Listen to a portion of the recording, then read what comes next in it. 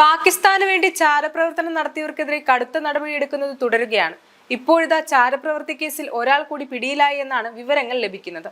തുഫൈൽ എന്നയാളെയാണ് വാരണാസിയിൽ നിന്ന് ഉത്തർപ്രദേശ് തീവ്രവാദ വിരുദ്ധ സേന അറസ്റ്റ് ചെയ്തത്.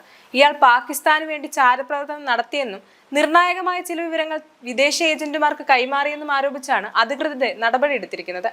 രാജ്ഘട്ട്, നമോഘട്ട്, ഗ്യാൻവാലി, വാരണാസി റെയിൽവേ സ്റ്റേഷൻ, ഡൽഹിയിലെ ചെങ്കോട്ട തുടങ്ങിയ ഇന്ത്യയിലെ ചില സുപ്രധാന സ്ഥലങ്ങളുടെ ചിത്രങ്ങൾ പാകിസ്ഥാനിലെ ചില വ്യക്തികൾക്ക് അയച്ചു കൊടുത്തതായി അധികൃതർ കണ്ടെത്തി. തുഫൈലിന് ഏകദേശം 600 പാകിസ്ഥാൻ പൗരന്മാരുമായി ബന്ധമുണ്ടെന്ന് ഉദ്യോഗസ്ഥർ പറഞ്ഞു. തീവ്രവാദി നേതാവായ മൗലാന സൗദ് റിഫിയുടെ വീഡിയോകൾ പ്രചരിപ്പിക്കുന്ന വാട്സാപ്പ് ഗ്രൂപ്പുകളിൽ തുഫൈൽ സജീവമായിരുന്നുവെന്നും ബാബറി മസ്ജിദ് തകർത്തതിന് പ്രതികാരം ചെയ്യാനും ശരീഅത്ത് നിയമം നടപ്പാക്കണമെന്നും ഈ ഗ്രൂപ്പുകളിലൂടെ ആഹ്വാനം ചെയ്തതായും അധികൃതർ ആരോപിക്കുന്നു. പാകിസ്ഥാൻ സൈന്യത്തിലെ ഉദ്യോഗസ്ഥന്റെ ഭാര്യ നഫീസ എന്ന പാകിസ്ഥാൻ സ്ത്രീയുമായും തുഫൈലിന് ബന്ധമുണ്ടായിരുന്നു.